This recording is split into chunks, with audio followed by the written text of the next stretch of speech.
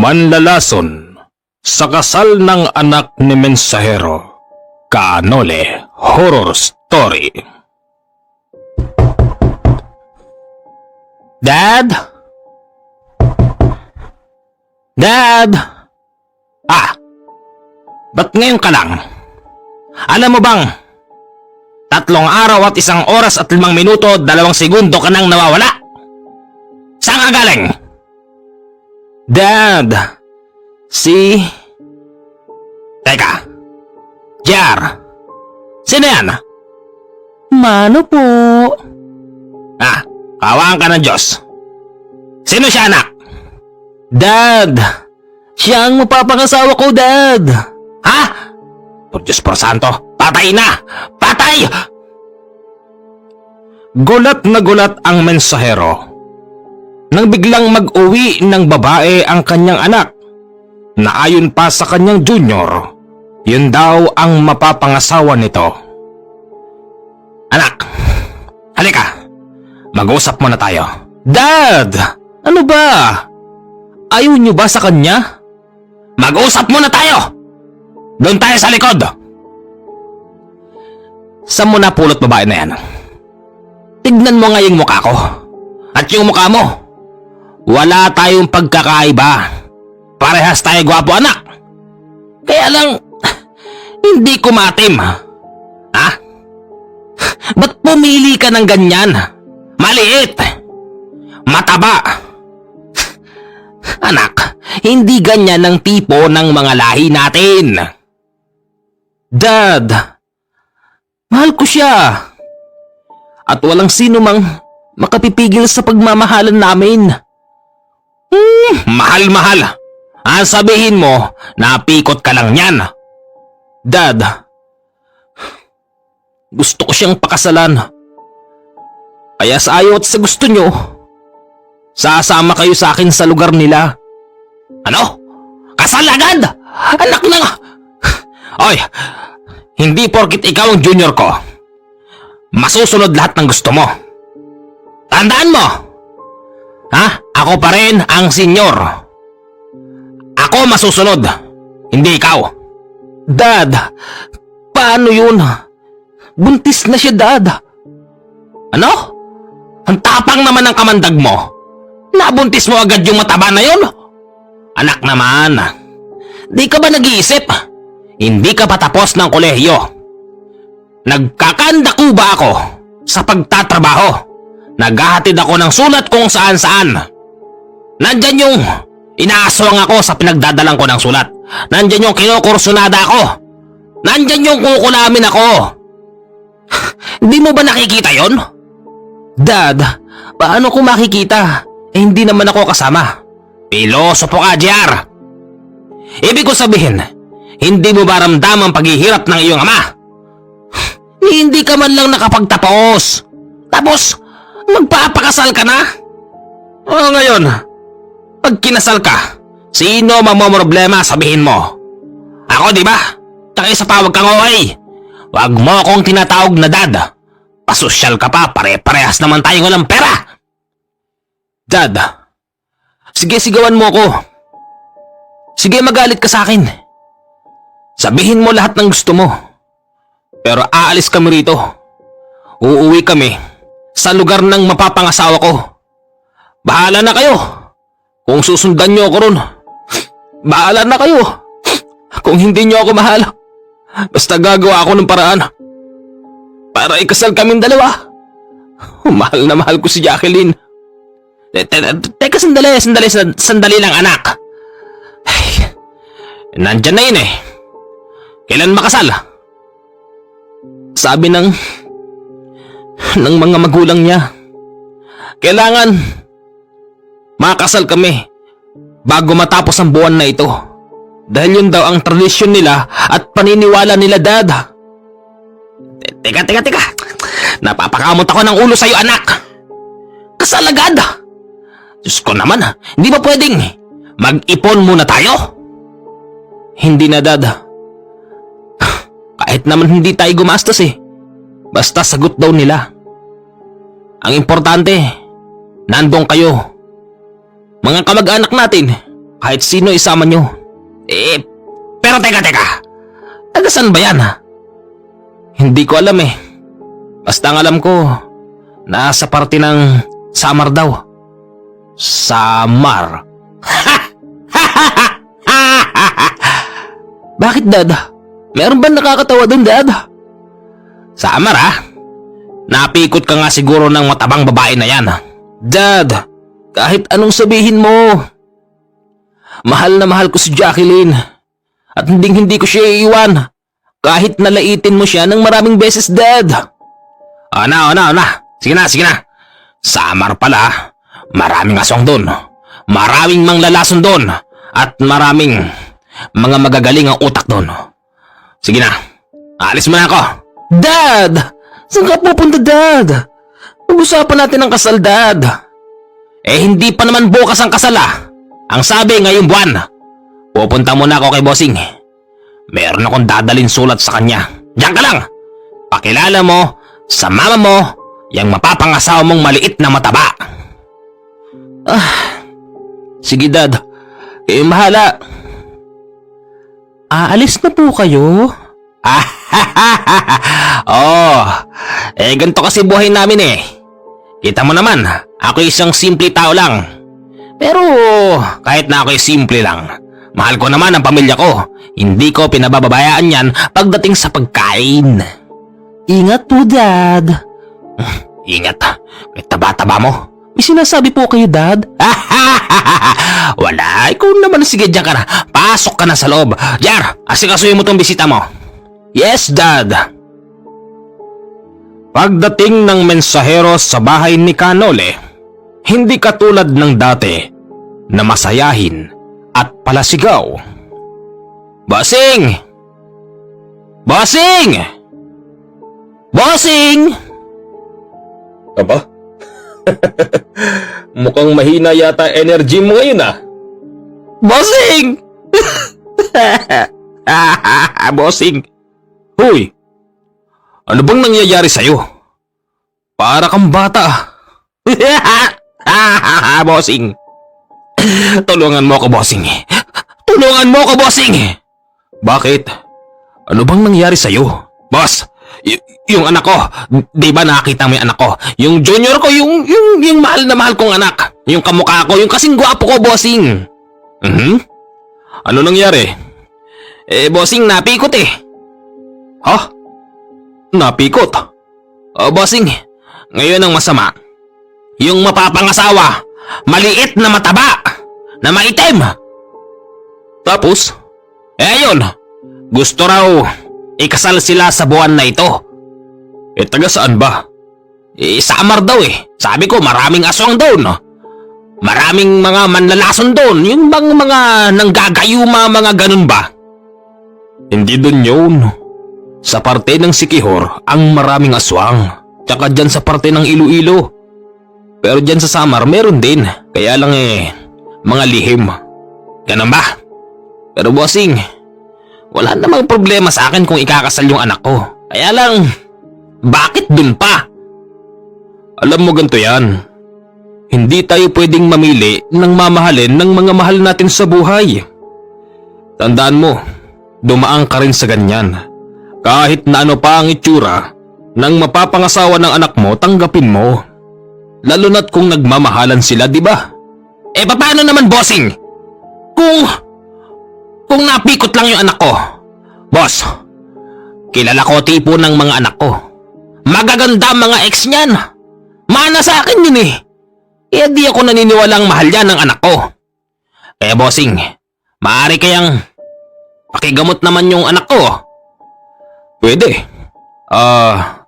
Sige, tatapusin ko lang tong ginagawa ko tapos pupunta tayo ron sa inyo mamayang hapon. Salamat talaga, Bossing.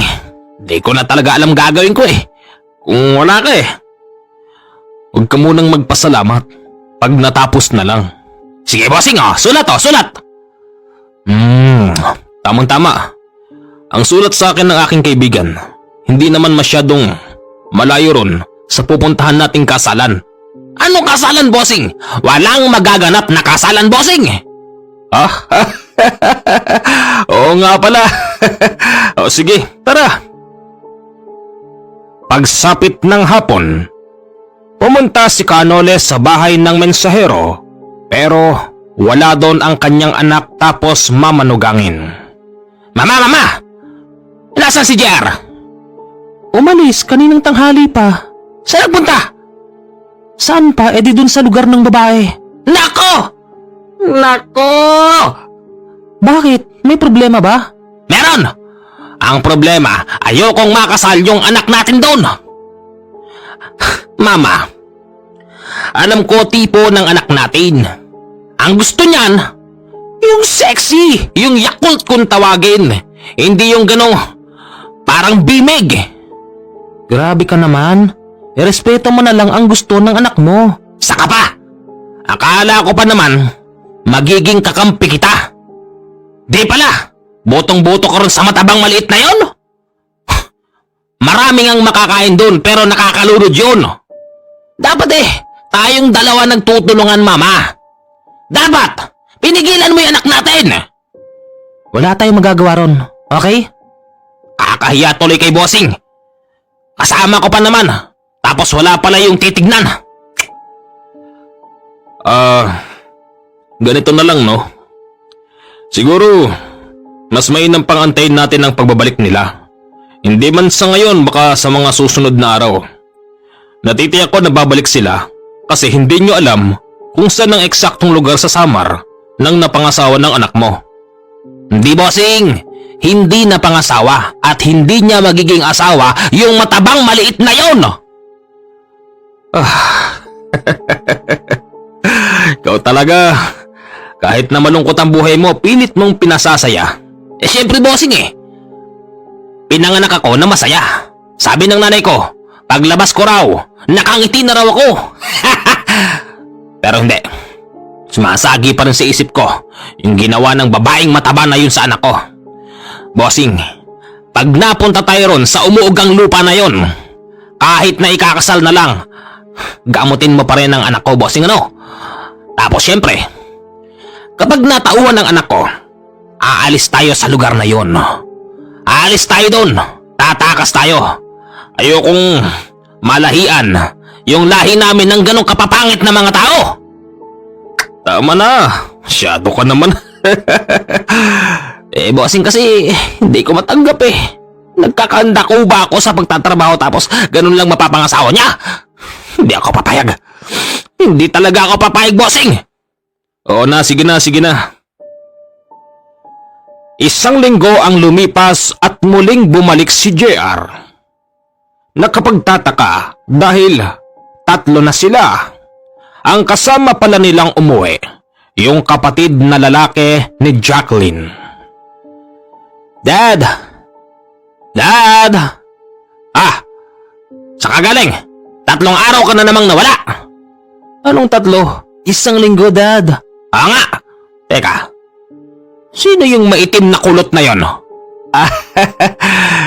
Kapatid siya ni Jacqueline. Ganon? At nagdala ka pa talaga rito ng kasama? Ano yan? Pampalakas loob? Dad, inay-hinay naman sa pagsasalita. Ikaw din, baka patikumin yan ang bibig mo, Dad. Ganon ba? Pasok kayo, pasok! Mama, pagtimpla mo nga ng kape tong mga to. Kape lang walang asukal. Magandang hapon po. Magandang hapon din. Ganda talaga ng mamanugangin ko. Mataba na maliit na maitim. Yan ang mga tipo ng mga anak ko. Salamat po. Ikaw, anong may paglilingkod ko sa'yo, iho? Magandang hapon ho. Magandang hapon naman. Anong pangalan mo, iho? Jonathan ho. Jonathan? Aba, pangalan pa lang nakakasindak na. Magkaano-ano kayong dalawa? Magkapatid ho kami. Ako ho ang panganay at nag-iisang unika iha namin si Jacqueline. Ganun ba? Bakit sumama ka pa rito? Di mo ba alam na napakamahal ng pamasahe sa aeroplano? Hindi naman ho sa ganun. Kung pera lang ang basihan, walang kwenta ang pera sa amin. Ganun ba? Sige. Pag-usapan na natin ang kasal. Ikaw ang pinaka-proxy ngayon, di ba? Ikaw ang tatayong nanay at tatay, lolo at lola ni Jacqueline. Tama ho kayo. Kaya nga po ako sumama rito ngayon. Pero hindi ko yata gusto yung una niyong sinabi na may kasama siyang kulot na maitim. Jonathan, iho. Easy ka lang, nagbibiro lang ako. Mahilig talaga ako magbiro. Tanong mo sa kapatid mo. Yung kapatid mo nga ni minsan, hindi napikon sa akin yan, di ba Jacqueline? Yes, kuya. Ganyan lang talaga si Dad. Ganun ba? Sige. Pinag-usapan nila ang kasal. Ayon kay Jonathan, dapat ay hindi tumagal nang hanggang katapusan ng kasalan. Wala raw problema kahit na dumating sila ng walang-wala. Ang importante nandoon ang kanilang presensya. Lagot na. Talagang hindi na to mapipigilan. Mama! Ano ba yun? Dito ka lang. Saan pupunta? Hoy, 12:00 na ng madaling araw. Basta. Bukas na tayo babiyahe. Pupuntahan ko lang si Bossing. Sasabihin ko sa kanya na tuloy na ang kasalan. Naku, bahala ka. Yung bisikleta mo plat. Bakit na plat? Ewan ko, baka nginat-ngat ng daga yung gulong. Diyos ko naman nakakainis! Hindi napigilan ang mensahero. Imbis na siya ang sumakay sa bike, siya ngayon ang sinakyan ng bike dahil binitbit niya ito papunta sa pinakamalapit na vulkanisan. Kahit kasi ganong oras na, nagawa pa niyang manggising ng tao. Ay nako, kung hindi lang talaga kita mahal, junior ko, pababayaan kita ron. 3 oras ang lumipas at narating na ng mensahero ang bahay ni Kanole. Bossing! Bossing! Oh! Ay nako. Ano ba? Bossing! Tuloy na, bossing! Huwag ka ngang OA dyan. Anong tuloy na? Alin? Yung kasal, bossing. Mukhang hindi na talaga mapipigilan. Mahirap kasing pigilan ang pagmamahalan. Mentres sumaharang ka dyan, mas lalong nagwawala mga yan. Kahit naharangan mo sila ng sibat, gagamit yan ng pananggalang. Kahit gamitan mo ng baril at bala, lilihis lang ang mga yan para hindi mo mapigilan ang kanilang pagmamahalan. Yun na nga, bossing Hindi ko matanggap talaga. Duda talaga ako. Ginayuma ng maliit na mataba na yun na maitim yung anak ko. Katulad ng sinabi ko. Magaganda mga ex ng anak ko. At saka sa pagkakaalam ko, meron siyang girlfriend sa pinag-aaralan niya. Tapos paano siyang napunta sa mataba na yun? Hindi na natin pwedeng alamin yun. Pribadong buhay nila yun. Ang payo ko sa'yo, maging masaya ka na lang kung ano ginusto ng anak mo. Tsaka isa pa, naniniwala ako na hindi naman din ipapahamak ng anak mo yung sarili niya. Sige, pupunta ako ron bukas. Anong oras ba tayo aalis? Magang-maga sana, bossing Sige, pupunta ako. Anong dadalhin natin? Damit, short, brief, tapos yung sarili natin. Ha? Di man lang ba tayo mag-aambag kahit kaunti? Hindi ba nakakahiya? Bossing, kahit naman, yun lang daw ang dalhin natin Pero kahit na, kailangan pa rin nating magbigay kahit papaano.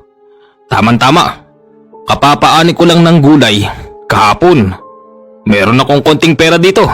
Sa'yo na to. Tulong ko na lang sa anak mo. Bossing, nakakahiya naman, bossing. Tsaka yung pamasahe natin, sagot daw nila. Diyan ako mahina sa mga ganyan Para namang hindi mo ako kilala. Bossing, sige na. Sige na, bahala na. Ilang araw ang lumipas at narating na nila ang lugar ni Jacqueline.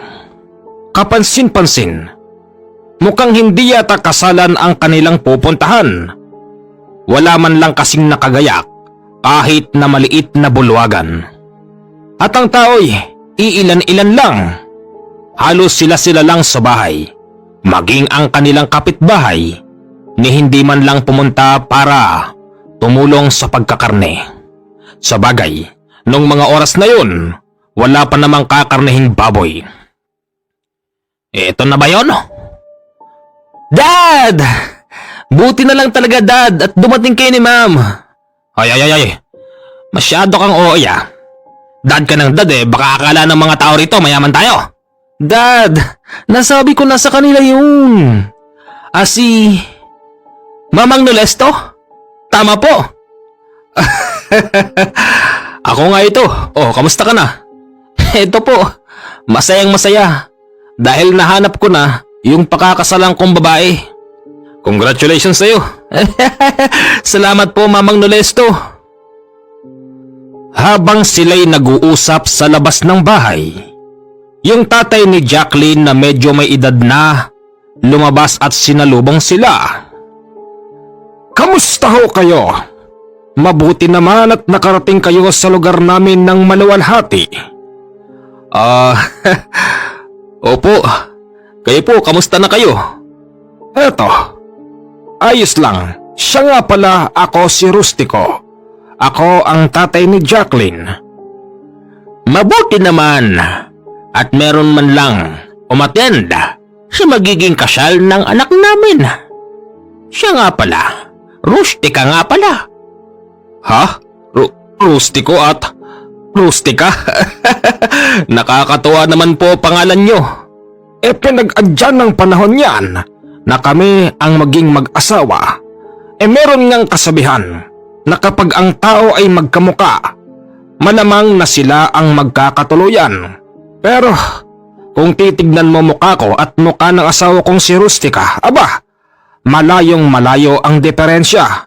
Kaya lang, kami pa rin ang nagkatuluyan dahil nga magkahawig ang pangalan naming dalawa. Pasok kayo sa loob. Sandali lang po, Balay. Bakit? Wala man lang yatang ibang tao rito. Akala ko ho ba kasalan? Bukas pa ang kasal. Mas pinaaga lang namin ang pagpunta nyo para makapagpahinga pa kayo. Siya nga pala, mamayang hapon, dadalhin na rito yung 3 baboy na kakarnehin. Tatlo? Dami naman po nun. Ganyan ang kasalan dito sa amin. Kung tutusin, kulang pa nga yun. Dahil sa dami naming kamag-anakan na manggagaling pa sa iba't ibang klase ng lugar. Pasok kayo, huwag kayong mahiya. Pagpasok nila sa loob, inabutan nila si Jonathan na kasalukuyang umiinom. Tapos meron itong kaharap na 2 lalaki. Sa unang tingin mukhang mahirap pagkatiwalaan ang mukha ng mga taong yun. Pero ayon kay Canole, huwag tayong babase sa itsura ng tao para manghusga. Siya nga pala, ang aking panganay na anak si Jonathan. Nakilala ko na po siya. Oo nga pala. Dito kayo tutuloy. Dito? Oo. Pagpasensya nyo na ang kubo na bahay ko.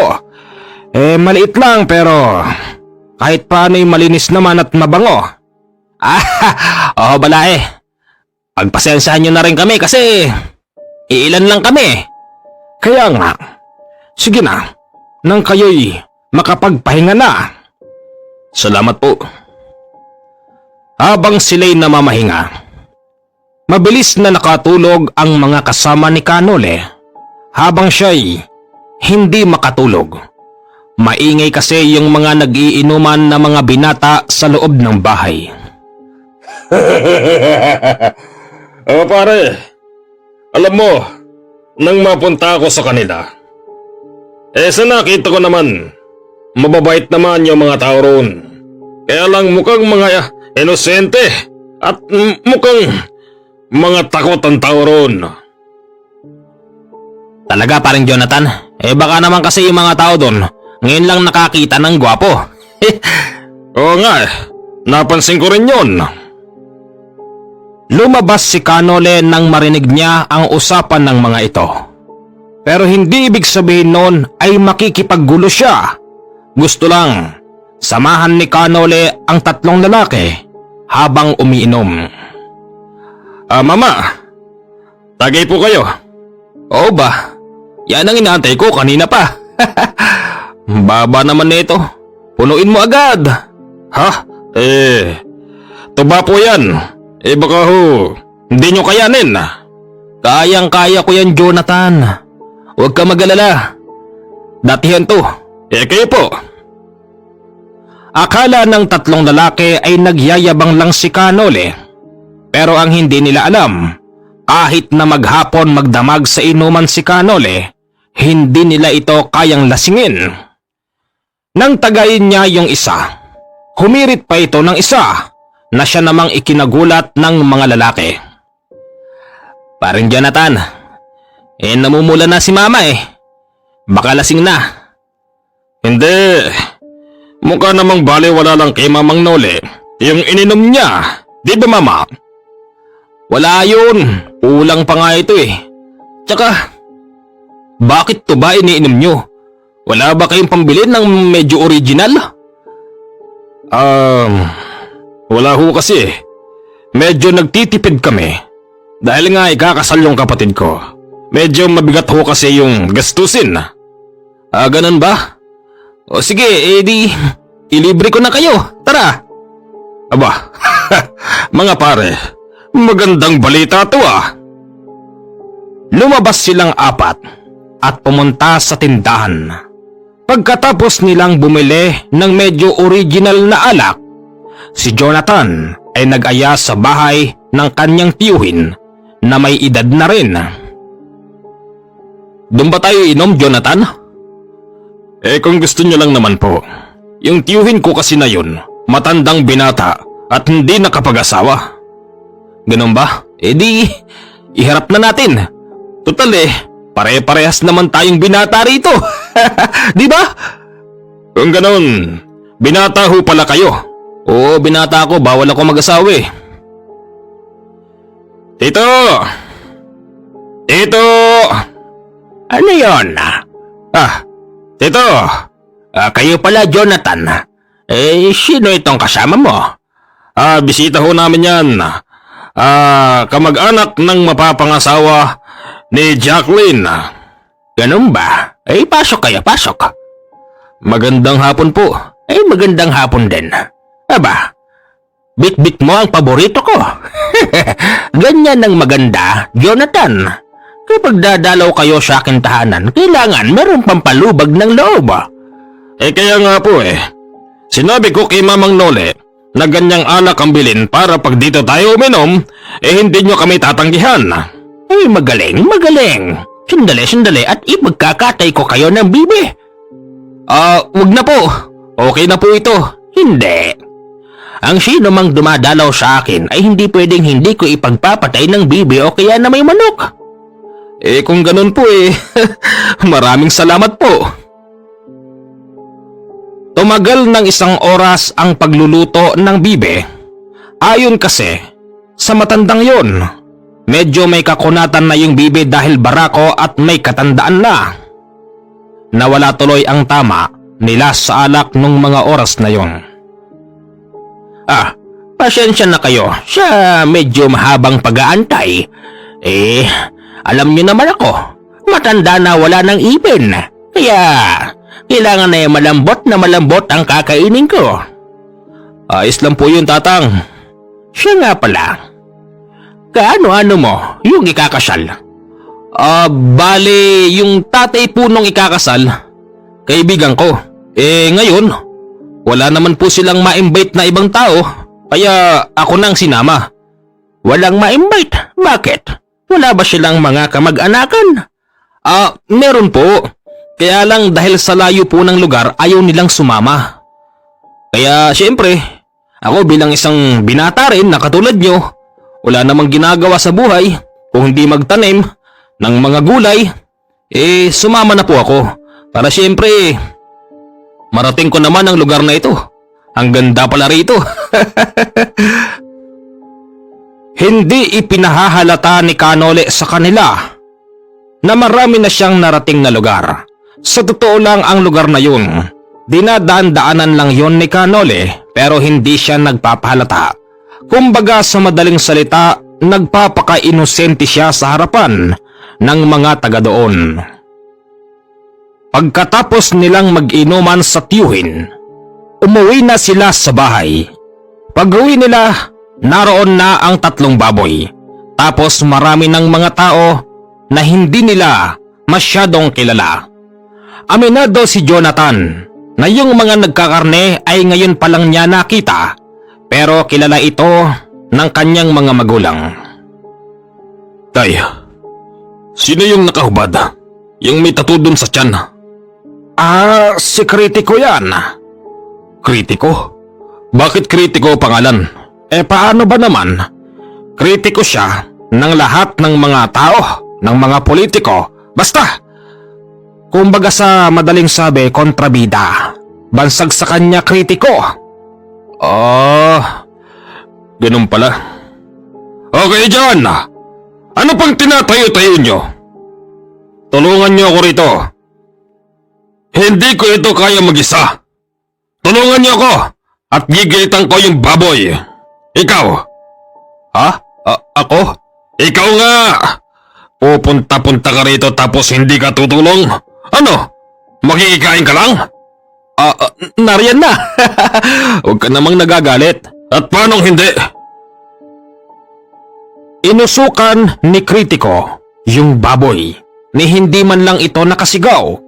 Dahil ang bunganga nun ay inipit niya ng kanyang kaliwang kamay, habang ang ibang mga tao ay nagpipigil sa baboy, tapos yung magkabilang paa nun ay nakatali. Patay ka na ngayon, baboy. Hindi ka nakahiyaw, no? Yan si Kritiko. Okay dyan, ano pang tinatayo-tayo nyo? Itulak niyo na rito yung iba pang mga baboy at uusukan ko na. Katulad ng mga nauna, inusukan nito ang baboy ni hindi man lang nakahiyaw yung baboy. Pagkatapos nun, ipinakita ni Kritiko ang kanyang husay sa pagtatadtad ng baboy. Walang makikialam. Hindi kayo marunong. Lulusakin nyo lang ang laman ng baboy.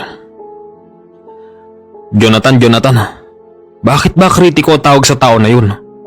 Ayon kasi kay tatay. Kaya Kritiko ang tawag dyan. Kontrabida yan kahit saan. Ganun ba? Oo. Kahit nga raw, yung kapitan dito sa amin kinokontra niyan pag hindi niya nagustuhan. At isa pa, Mamang Nole, ang taong yan ay walang inuurungan. Kahit sino ka pa, pag alam niyang nasa tama siya, hindi kaurungan yan. Alam mo, noong araw, na ospital yan, napakatagal niyan sa ospital. Isipin mo ba naman, opisyal ng militar, kinontra-kontra niya. May operasyon ng mga militar pero hinaharang niya.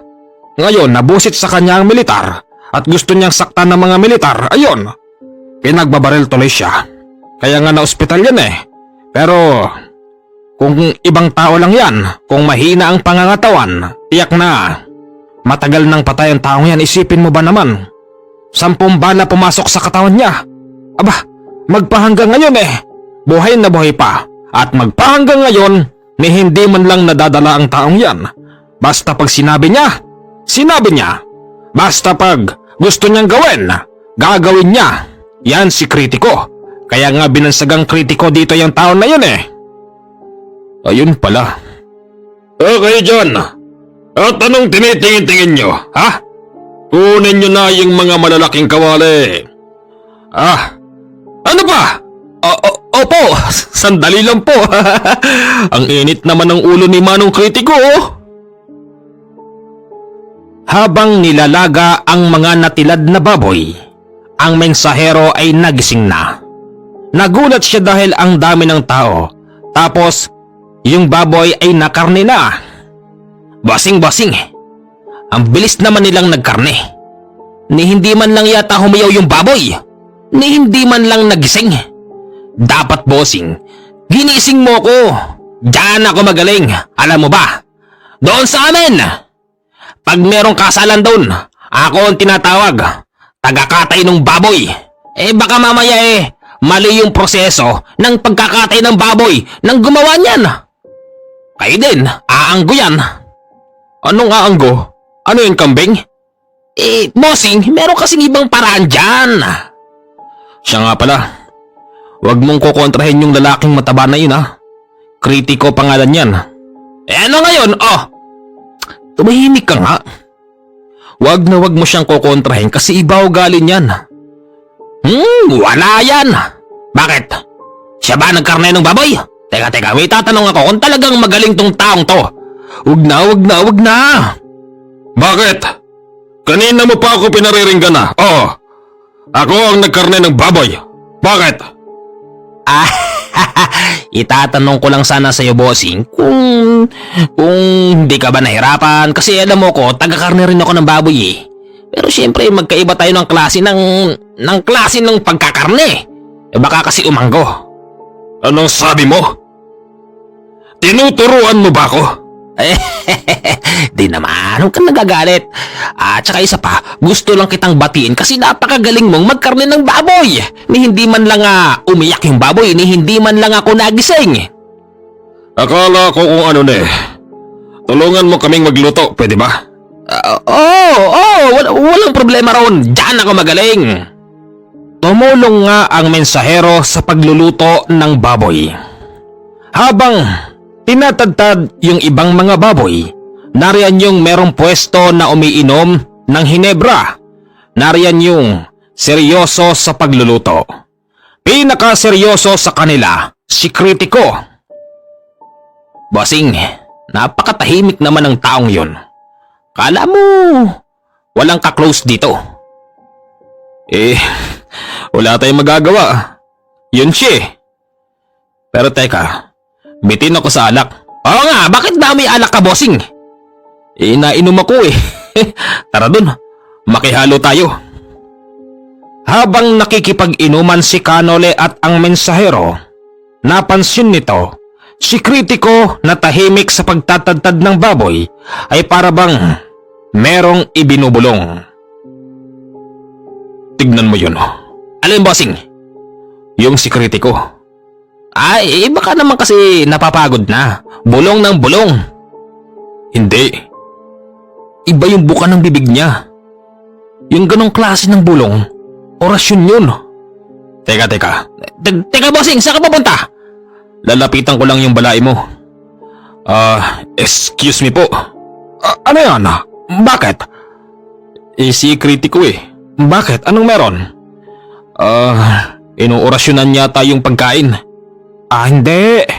Ganon lang talaga yan. Tsaka isa pa, wala namang nalalaman yan pagdating sa mga orasyon. Medyo duda ho kasi ako baka mamaya nilalagyan na ng ibang sangkap yung lulutuin. Hindi. Huwag ka mag-alala. Okay yan si Kritiko. Makontrabang sa lahat ng bagay. Pero pag siyang gumagawa, huwag mong kokontrahin. Ganun po ba? Baka ho siguro napapagod lang. Tutulungan ko na rin. Mas mainam pa nga. Mamang Kritiko, mukhang napapagod ka na yata. Gusto mo tulungan kita? Ang pagtulong sa kapwa ay hindi na sinasabi. Ang tumutulong ay kusang gumagawa. Ha? Ayos! Sige po. Habang tinutulungan ni Kanole sa pagtatadtad ng baboy si Kritiko, dito ay mas lalo niyang naulinigan yung mga binibitiwang salita nito. Hindi. Isa itong orasyon. Orasyon ng panglalason. Kritiko, bakit? May problema ka? Tayong dalawa may problema. Bakit mo ginagawa yan? Anong gusto mong gawin ha? Bakit? Nakita mo ba ginagawa ko? Nagtatadtad ako ng karne. Napapagod na ako, kaya wag mo na akong kontrahin. Kritiko, makinig ka sa akin. Akala mo siguro hindi ko alam? Ang alin? Kala mo siguro hindi ko alam na inuorasyonan mo yung tinatadtad mo? Bakit? Meron ka bang galit sa amin? Sandali lang. Makinig kang maigi. Merong mga darating na espesyal na bisita. Hindi mo ba napansin? Kaya nga itong pinakahuli, ibinubukod ko at hindi ko hinahalo sa mga nilalaga para lumambot. Ang ibig sabihin nun, dahil merong mga darating na espesyal na bisita, ito ang ipakakain ko sa kanila. Kasi ang mga taong yun ay hindi basta-basta. Anong ibig mong sabihin? Basta, makikita mo na lang bukas. Ngayon para makasigurado ka, wag mong aalisin ang mga mata mo habang tinatadtad ko ito. Pero kahit na matulog ka na, okay lang. Hindi ko naman hahaluan ng tinatadtad ko na to yung mga nilalaga, basta ito ay para sa mga espesyal na bisita. At alam yun ng tatay ng ikakasal. Ganun ba? O sige. Nabasa naman ni Canole sa kanyang isipan na siya ay nagsasabi ng totoo, kaya't pinabayaan niya na lang si Kritiko sa kanyang ginagawa. Nilapitan ni Canole yung matandang lalaking magiging biyanan ni JR. Manong, may mga darating daw na espesyal na bisita. Sino ba yung mga yun? Ano yun? Yun yung mga taong kakilala ko rin na kapag merong gantong klase ng salo-salo, sila yung mga taong ibinuwukod sa karamihan. Hindi kasi sila pwedeng haluan. Ha? Bakit naman? Alam mo, marahil hindi mo ito alam eh. Paano ko po malalaman kung di nyo sasabihin sa akin, di ba? Mga bisita kong yun galing pa ng Iloilo, kung saan-saan, dito sa Samar, sa Masbate, basta halo-halong may kaalaman na tao, kaya nga't hindi sila pwedeng ihalo rito. Okay, naintindihan ko na. Makikita mo sila kinabukasan, pero huwag ka mag-alala. Hindi naman kikilos ang mga yon kapag wala silang nakikitang kakaiba rito. Sige po. Pagsapit ng kinabukasan, papasok na sa simbahan.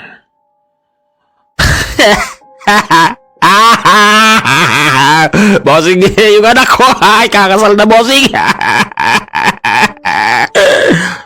Napaka-OA mo naman.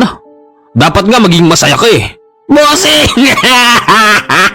Hindi ko talaga matanggap, bossing. Dapat maging masaya ka. Tanggapin mo na. Bossing, ano sa nakita mo? Hindi ba na ano yung anak ko? Di ba napikot? Hindi. Sasabihin ko naman sa iyo agad eh. Kaya lang sa nakita ko talaga, mahal na mahal ng anak mo si Jacqueline. Talaga, bossing ah? Sabi mo yan? Pagpasok sa loob ng simbahan, merong 4 na lalaking pumasok din. Kapansin-pansin na mga nakaitim ang mga ito.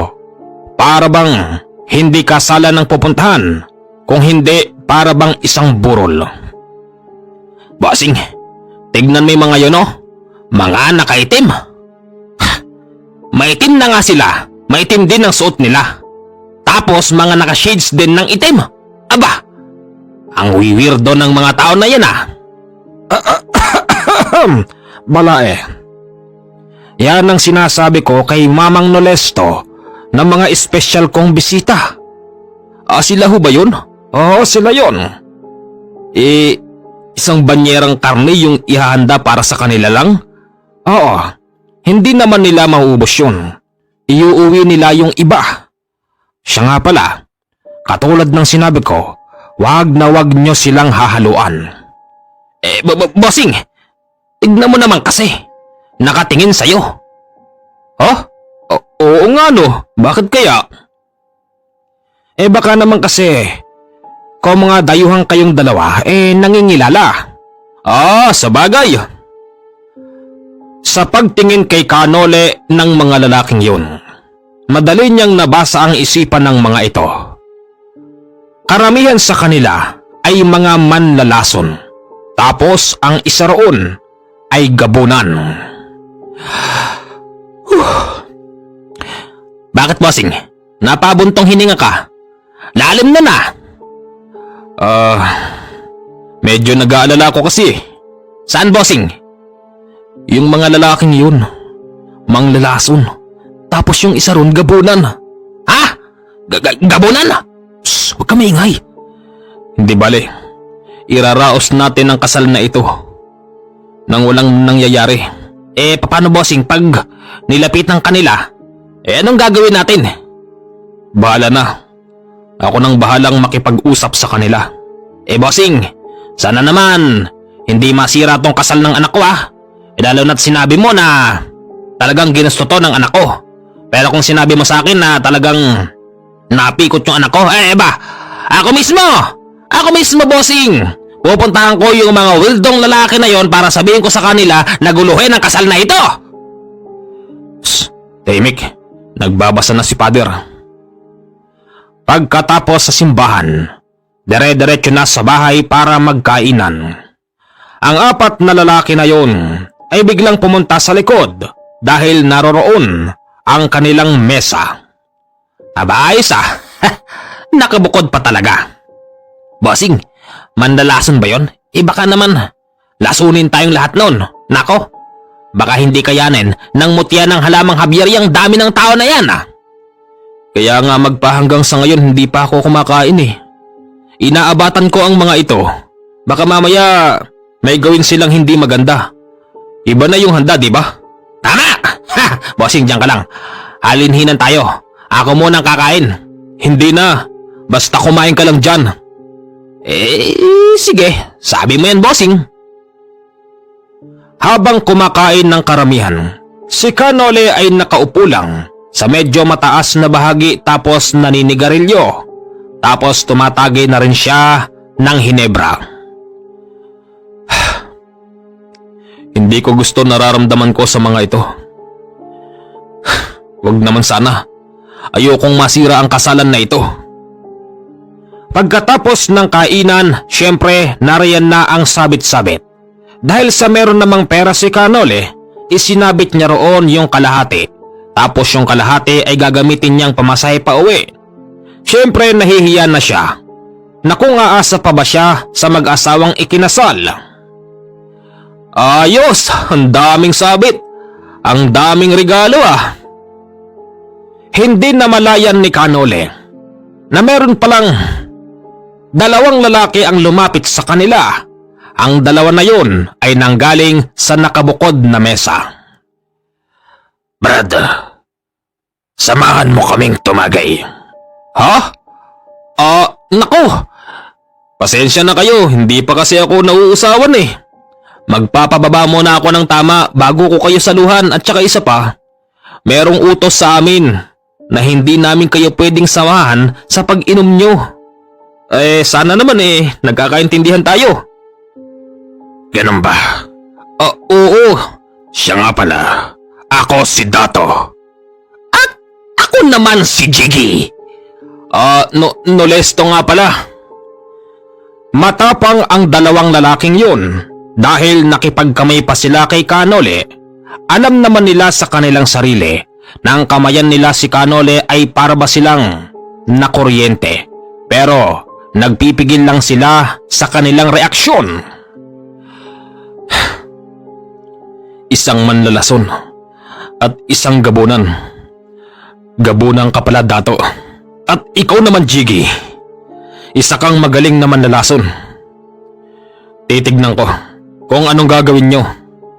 Yan na nga bang sinasabi ko Kaya minsan, nagugulo ang kasiyahan ng dahil pa sa akin. Dahil may mga bisitang ganyan.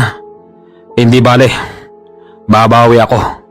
Sisikapin kong hindi matuloy ang pinaplano ng mga ito. Alam na ni Kanole ang iniisip ng mga yun. Mabuti na lang ang plano nila. Hindi manglason ng mga kumakain at hindi manghawa ng pagiging aswang. Ang plano lang ng mga lalaking yun, subukin si Kanole. Sa wakas natapos na rin Bossing! Oh, bakit? Halika na, kumain ka na! Oo.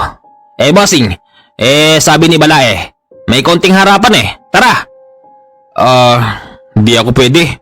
Bakit? Oo nga naman, bakit hindi ka pwede Nolesto?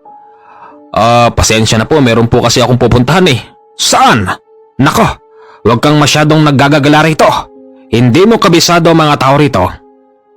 Alam ko po yun. Ganun naman pala saan ka pupunta? Ang totoo po niyan, meron akong kaibigan po sa kabilang baryo. Dadalawin ko lang po, matanda na rin yun. Ganun ba? Pasasamahan kita sa mga... Wag na po. Kaya ko po sarili ko. Sige. Basta mag-iingat ka. Opo. Kaya tumatanggi si Kanole.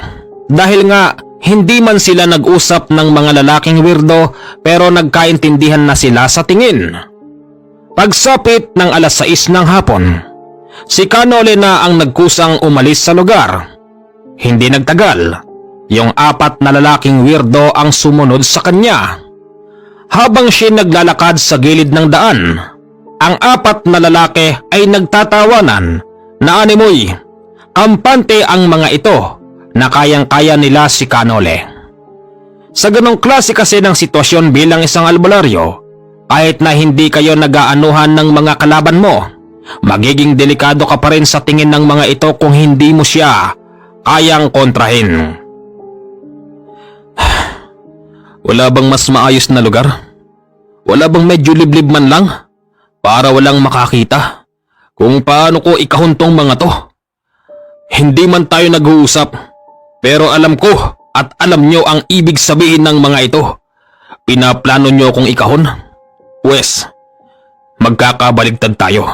Kayo ang ikakahon ko. Nang makakita si Kanole ng medyo may kalayuan na kagubatan, mabilis siyang tumakbo para pumunta ron at sumunod naman ang 4 na lalaking weirdong nakaitim.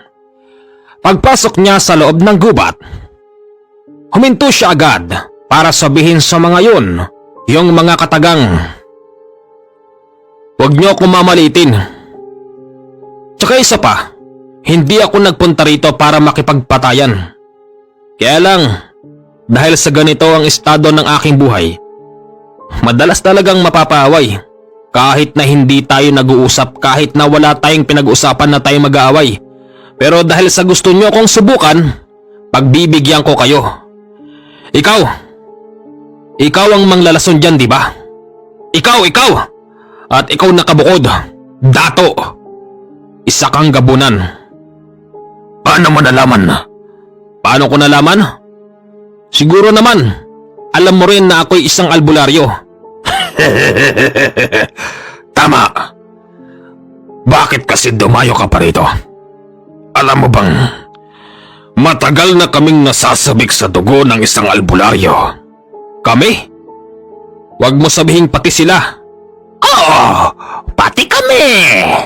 Kahit na hindi kami mga aswang, ginagawa naming pampalakas ng katawan ng dugo ng albularyo para nang sa ganon, ang aming panglalason ng lihim ay mas lalo naming palakasin." "Ganun ba? Talaga palang sira na mga tuktok nyo." Ano? Anong sira tuktok? "Bakit? Hindi ba?" Nagalit si Jiggy sa sinabi ni Kanole, kaya't 3 manlalason ang mabilisan na sumugod sa kanya.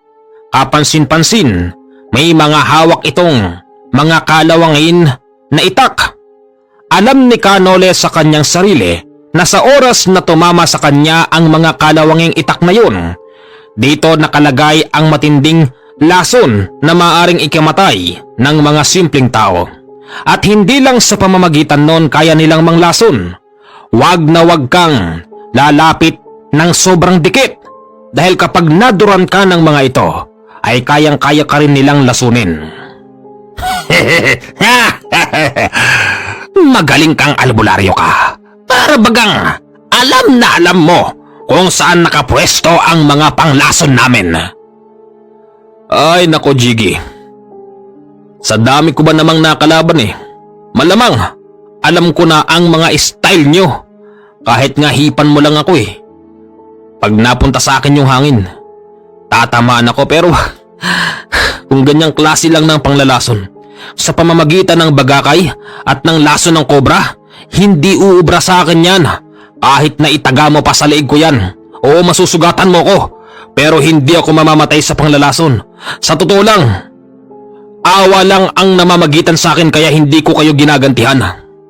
Alam niyo ba? Kaya ako pumunta rito. Dahil gusto ko kayong paliwanagan. Gusto kong ipamukha sa inyo na mali ang ginagawa nyo. Eh ano ngayon?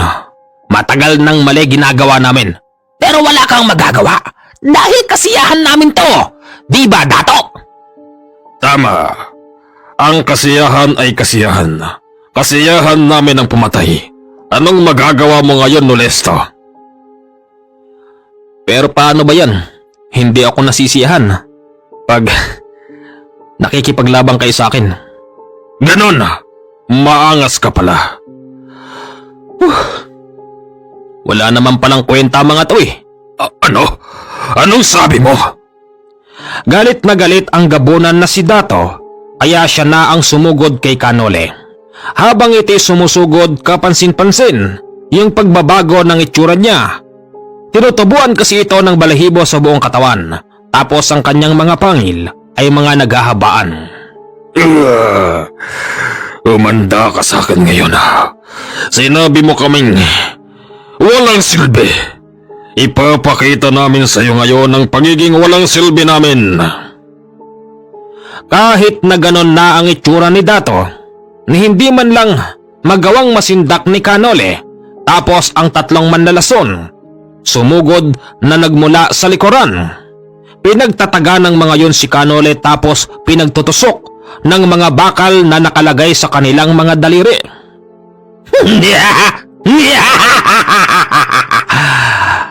Patay ka na, Nolesto!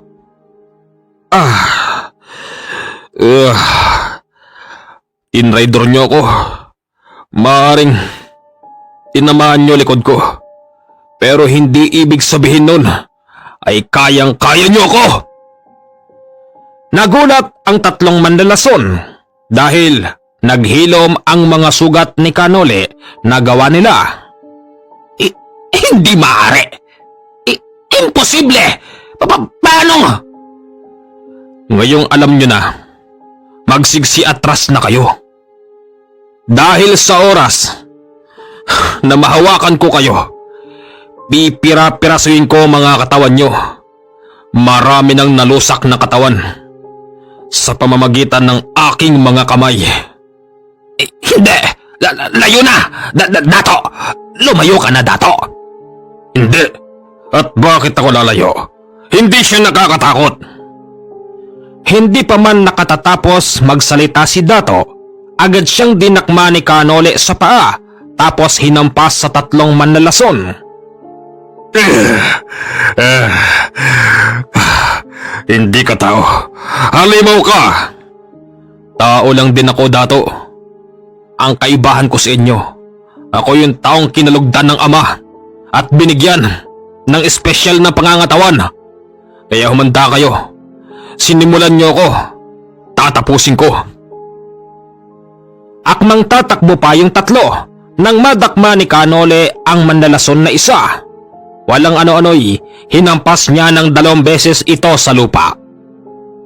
Matapos gawin yon ni Kanole, tila ba gusto nang umatras ng 4 na lalaki. Maya-maya pa, yung isa rito ay merong pinagtapat. Ang totoo niyan, ang pakay namin dito, yung ikakasal. Bakit? At anong kasalanan sa inyo ng ikakasal? Alam yun ng matandang magiging biyanan niya. Dahil ang anak ko sana ang mapapangasawa ni Jacqueline. Ganon? Anong magagawa natin? Sila nagkagustuhan at hindi yung anak mo. Plano mo palang lasunin yung junior ng aking mensahero. Pasensya ka na. yung nasa malayo ang ginusto. Pero alam mo bang, yung tatay ng batang yun, hindi boto nung una doon sa mapapangasawa. Dahil nga alam niyang hindi ganon ang mga tipo na gusto ng anak niya. Nung una, inakala pa ng aking mensahero na ginayuma lang yung anak niya. Bilang isang albularyo, nakita ko naman na hindi ginayuma, bagkos nagkagustuhan sila. Yun palang pakay mo, lalasunin mo at nagsama ka pa ng aswang. Anong gagawin nito? Tagakain? Bilib din naman ako sa inyo. Tama na, aalis na ako, walang kwenta to. Halos sabay-sabay silang bumalik sa bulwagan na parabang walang nangyari. Basing! Bakit puro lupa yung damit mo? Wala, nadapa lang ako ron. Bakit pati yung mga yun? Puro lupa yung damit. Bayawan ko, di ko naman sila kasama.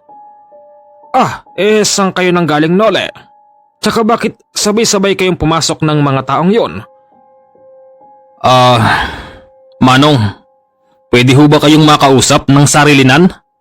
Sige. Alam niyo ho pala na yung anak ng isa ron ay dating kasintahan ng inyong anak. Bakit po hinayaan niyong pumunta pa sila rito? Ang plano pala nila, lasunin yung napangasawa ng anak niyo. Ano?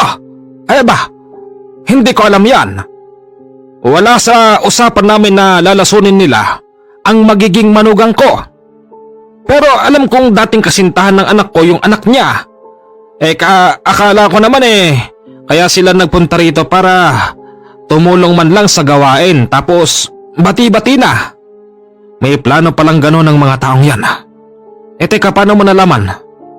Galing ho kami sa gubat. Pinagtulong-tulungan nila ako. Ganon! Hindi po pwede yun. Hindi po okay naman na. Hindi naman ako nasaktan. Kaya lang, nung malaman ko yung plano nila, talagang nakakagimbal. Ngayon, iniisip ko baka mamaya magkalat pa sila ng kung ano rito. May kasama pa silang aswang. Alin doon? Yung dato, yung payat. Kaya pala. Teka, sandali. Saan ho kayo pupunta? Sandali lang at kakausapin ko. Wag na po, wag na. Baka po hindi niyo mapigilan ng mga yan. Teka.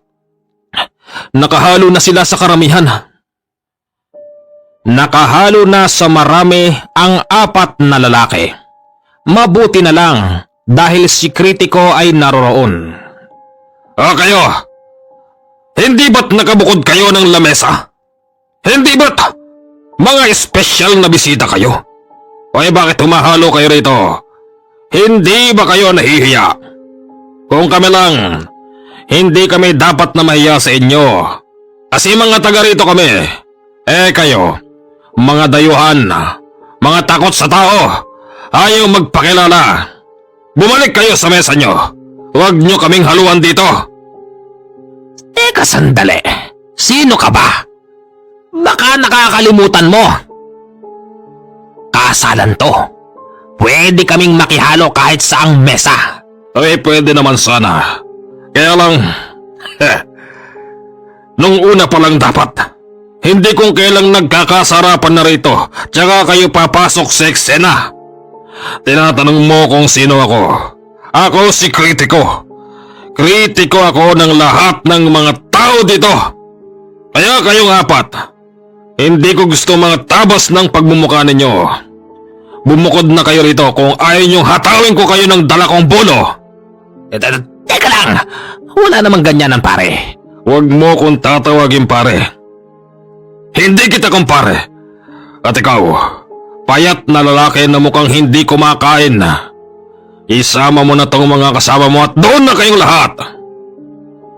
Walang nagawa ang 4 na lalaking nakaitim, kaya't bumalik sila sa likuran. Maya-maya pa ang magiging biyanan ni JR, palihim na lumapit sa 4 na lalaking weirdo. Anong ibig sabihin nito? Bakit? May problema ba? Meron! Dato! Akala ko ba nagpunta kayo rito para magkaayos-ayos na tayo? Plano nyo palang lasunin ang magiging manugang ko? Hindi naman sa ganun. Anong hindi? At tinangka nyo pang yung bisita ko pagtulong-tulungan. Bakit? Mali ba ang sumbong sa iyo? Kayo ang mali! Mga bisita ko yun Bisita ko rin kayo. Pero anong ginawa ninyo? May plano pala kayong masama. At anong nakakatawa? Hindi nyo kaya ang bossing ko. Magaling na albularyo yan. Marami nang nakitilan ng buhay ng mga katulad nyo. Kung inaakala nyo kakayanin nyo, bossing ko, pues nagkakamali kayo. Kulang pa yung bilang nyo. Kahit 3 ganyan pa, 4 pa, 5 ganyan, hindi pa rin kayo sasapat. Isang tribo nga ng mga aswang Hindi nurungan ng bossing ko. Kayo pa kayang mga manlalason lang? Oo, ikaw Dato. Lalasunin mo pa yung anak ko? Kaya tamang-tama talaga na isinama ko rito yung bossing ko. Patawarin nyo kami sa aming kalapastanganan. Patawarin, umalis na lang kayo rito para mas maganda pa. Di ba, Balay? Oo nga. Umalis na lang kayo rito. Hindi kayo mga tao. Tao namin kayong tinanggap pero demonyo kayong pumasok dito. Hala sige, layas! Pag-alis ng mga lalaki, lahat ng kanilang pinag-inuman, hindi na nila ginamit. Isinako ang mga ito, pati ang pinagkainan. Ngayon, yung mga natirang pagkain na kinakain nila, ipinakain na lang sa mga aso dahil wala naman daw epekto ron ang nilagay na orasyon ni Kritiko. Kaya naman daw pala ito naglagay doon ng orasyon para nang sa ganun, kung sakaling malawayan ito ng mga weirdong taong yon tapos makain ng iba, hindi ito tatalab. Yon ang kainaman kay Kritiko na kahit pala'y masungit meron ding pakinabang.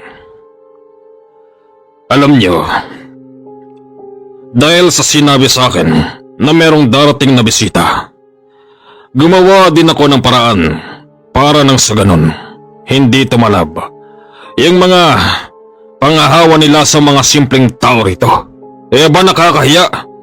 Porke ba sinabing taga rito sa lugar na ito ay marunong sa lahat ng bagay na ganyan?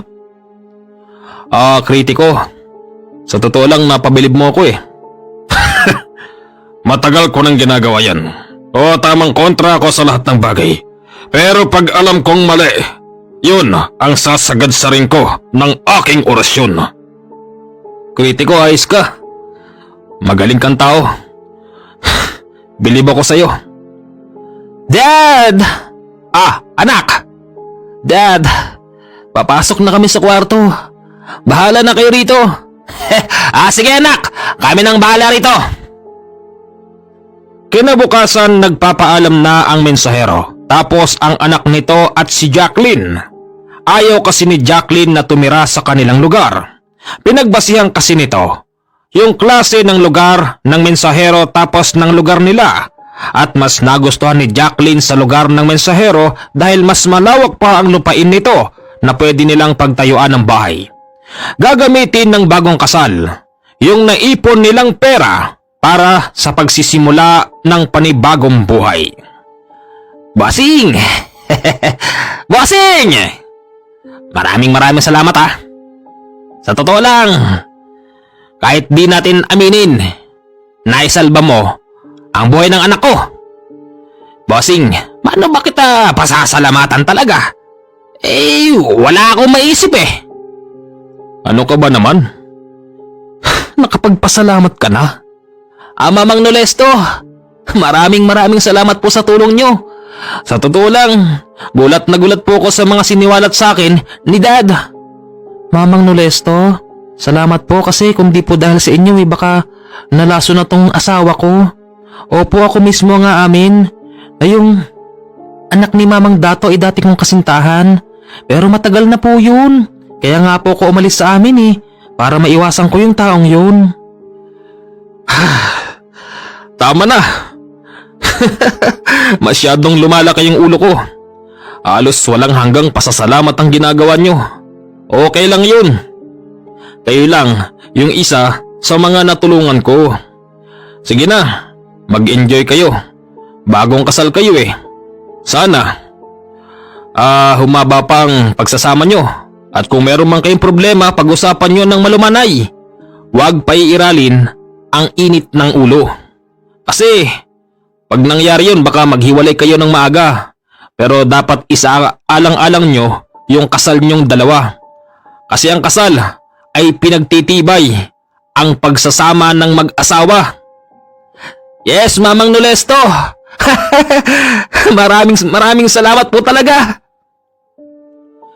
Magandang araw sa inyong lahat. Ito ang ating kwento. Maraming salamat po sa inyong lahat. PM kayo sa aking Viber 0948-5230-887. Sa Viber, pwede nyo kong chat, pwede nyo kong tawagan na parang video call. Huwag po kayo magte-text o tatawag naman sa akin sa number dahil hindi ko po kayo masasagot. Kailangan sure kayo na si Commander GH ang inyong kausap. Sa bagay ang Viber hindi naman po yan nagagaya. Kung anong number ang ibinigay ko sa inyo sa Viber, yun po ang pag-aari ko. Hindi po yan katulad ng ibang social media platform na pwedeng gayahin. Okay? Maraming salamat po sa inyong lahat sa pagtangkilik ng aking mumunting YouTube channel.